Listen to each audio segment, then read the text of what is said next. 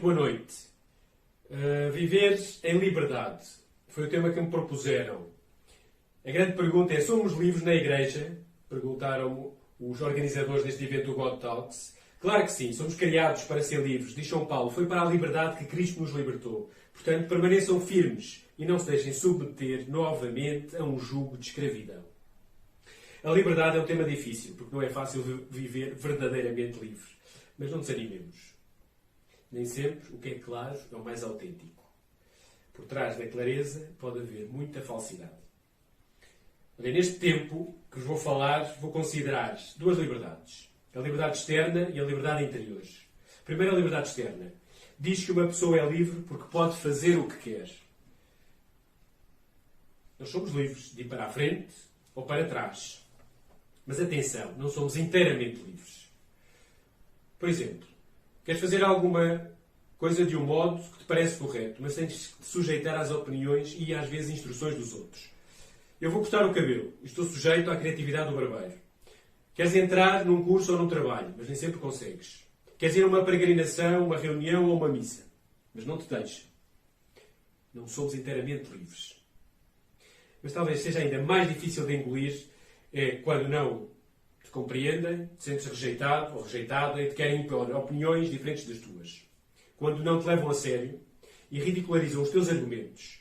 Quem te faz isto pode ser outra pessoa, pode ser um grupo, pode ser a sociedade ou uma instituição. Corres o risco de perder a confiança em ti próprio ou em ti própria ou de reagir até violentamente. Não somos inteiramente livres. Estamos cheios de circunstâncias que não podemos mudar. A família, a comunidade religiosa, às vezes, os colegas da universidade ou do trabalho, os políticos, certas políticas. Então, como é que conquistamos liberdade?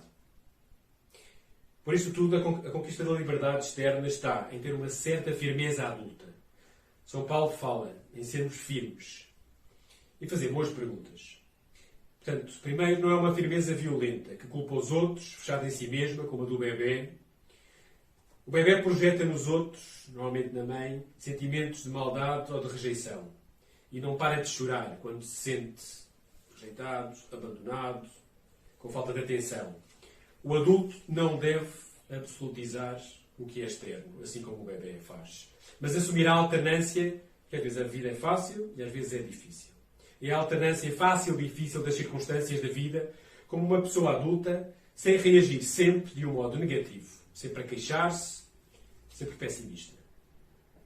Portanto, devemos assumir esta alternância fácil e difícil para sermos livres. É a alternância que permite assumir a minha liberdade, sem ser escravo das circunstâncias.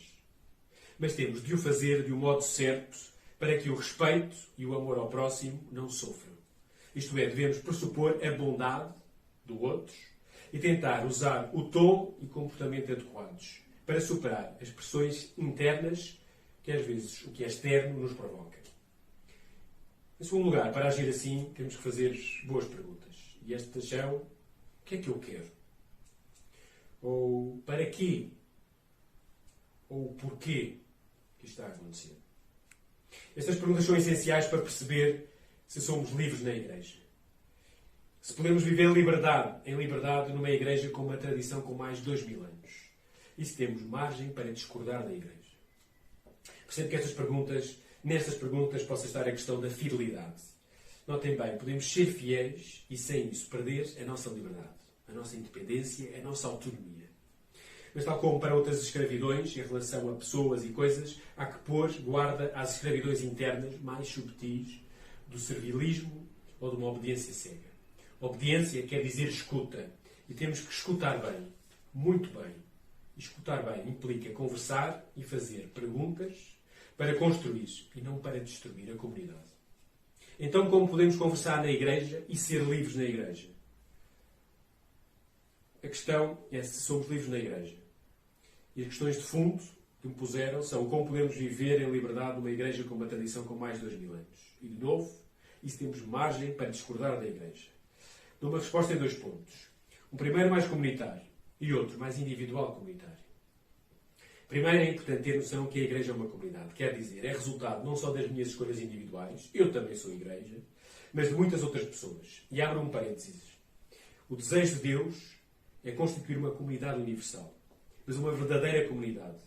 Ora, uma comunidade falsa funciona desde o medo, desde a acusação, desde o desejo de poder e leva à divisão. E fecho parênteses. Portanto, os êxitos e fracassos das minhas opiniões e intenções dependem também das ações dos outros. A ação de Deus no mundo envolve a mim, mas também outras pessoas, outras instituições, outros processos, estruturas, algumas onde trabalhamos ou estudamos. Portanto, a Igreja-Comunidade, por um lado, limita, mas por outro lado, pode potenciar a liberdade de ação de cada pessoa ou de cada grupo.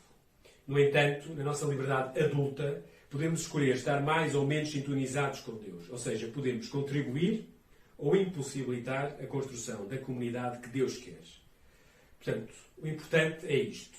O que quer que façamos, em qualquer momento da história da Igreja, estamos limitados no que é possível fazer no concreto, tanto pela natureza como pelas ações de outros que também estão a atuar e a opinar no mesmo ambiente, a Igreja e o mundo.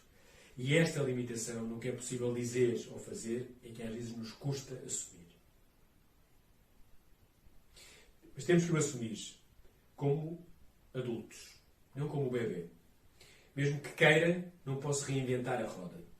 Um exemplo prático. O superior da Companhia de Jesus não tem a mesma liberdade para discernir as direções apostólicas para a Companhia de Jesus que tinha Santo Inácio de Loyola, o primeiro superior da Companhia de Jesus, no século XVI. Porque durante séculos se criou todo um novo contexto que inclui instituições, acordos e desacordos religiosos e políticos, e criou-se novas tradições na Companhia de Jesus, bem como toda uma nova organização internacional da Igreja. Portanto, temos que exercer a nossa liberdade de opinar, discernir e decidir neste novo contexto que foi e é construído por muitos.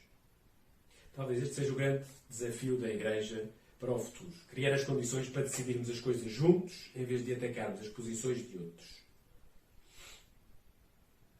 O princípio da Igreja é este. O que diz respeito a todos, por todos, deve ser discutido e aprovado.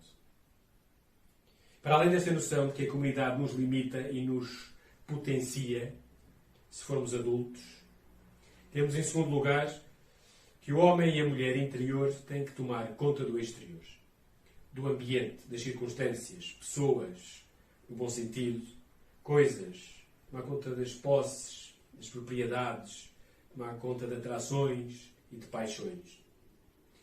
Livre é a pessoa interior que domina o exterior, dizia Guardini. O padre Pierre Gane dizia isto de outro modo. A verdadeira liberdade não é tanto fazer o que se quer, mas aprender a querer o que se faz. Uma liberdade assim tem que ser trabalhada. Não cai do céu aos trambolhões. E primeiro tenho que me conhecer muito bem, a mim próprio, para conhecer os meus pontos fortes e as minhas limitações, os meus pontos débeis. Por isso, tenho mesmo que me querer ver. Depois de um êxito, perguntar-me como cheguei aqui. Depois de um fracasso, perguntar-me o que é que saiu mal? Qual foi a causa? Depois de uma discussão, perguntar-me como chegámos aqui? O que é que em mim e no outro contribuiu para isto? Em segundo lugar, tenho que trabalhar a vontade para ter uma vontade forte. Não se trata de voluntarismo. Falo de liberdade interior. Propor-me mudar somente uma coisa de cada vez. Ir com valentia e voltar sempre, uma e outra vez. E isto é importante. Temos que voltar uma e outra vez, porque não somos robôs e as coisas não mudam todas de um dia para o outro. Mas se recomeçarmos na presença de Deus uma e outra vez, normalmente, quase sem nos darmos conta, vamos ver que aquele problema se tornou menor. Ou vemos que estamos mais atentos do que antes. E, finalmente, devo pressupor o bem e fazer uma crítica construtiva e dialogante, e não para destruir. Portanto, neste segundo ponto, autoconhecimento, vontade forte e um diálogo verdadeiro para crescer em liberdade interior. Um exemplo acho que deve bastar para explicar os desafios da pessoa que fica na dúvida sobre a margem que tem para discordar da Igreja. Muitos jovens e adultos são pressionados pelo grupo para ter relações sexuais. Tens que ir, deves ir. Outros perguntam, qual é o problema do sexo? De ter sexo. A estas pressões juntam-se as séries, os filmes, a indústria do sexo e da educação sexual. É um grande negócio e o que se vende é a liberdade. A liberdade contra a censura. Mas vende-se meio mascarada na arte e da educação. Alguns destes jovens são cristãos e católicos. E na igreja, eu creio que há duas reações típicas. Às vezes podem não ser muito saudáveis. A primeira é de defesa, pôr-nos na trincheira da igreja. Estamos a atacar. Vamos atacar de volta. A outra é a crítica à moral sexual da igreja. Ora, esta crítica pode ser saudável. Se virmos primeiro a beleza da proposta da igreja. E depois, os limites. Portanto, conhecer-nos e conhecer a igreja. O que eu vejo em geral, na minha experiência, é que a juventude atual, não só católicos, não gosta de hipocrisias no âmbito sexual. Dito isto, é importante que cada um faça o seu exame de consciência e veja o quanto se entrega à hipocrisia e pressão dos negócios que promovem a diversão pela diversão e onde o sentido de uma relação pessoal subjacente às relações sexuais se dilui. Vou terminar. Falei como padre, não sei se dei respostas ao que perguntam, mas tentei entender as perguntas. A pergunta se somos livres na igreja. Se podemos viver em liberdade numa igreja com uma tradição com mais de 2000 anos. E se temos margem para discordar da igreja. Vimos que o ser humano não é livre por natureza. Tem condicionantes naturais e comunitárias. Mas tem que as viver de um modo adulto. E não tem que ser completamente livre. Não dá. É livre no sentido que pode decidir ir para trás ou para a frente, mas a autêntica liberdade é interior. E essa tem que ser trabalhada. E é trabalhada no encontro com Deus, no encontro com os outros e com muita paciência. E disso a Igreja sabe melhor que ninguém pelos êxitos e pelos fracassos que já teve e tem. Portanto, sim, podemos viver em liberdade numa Igreja com uma tradição com mais de 2000 anos. E sim, temos margem para discordar da Igreja. É a margem e a tradição do diálogo adulto e não infantil. Muito obrigado e um bom resto de semana.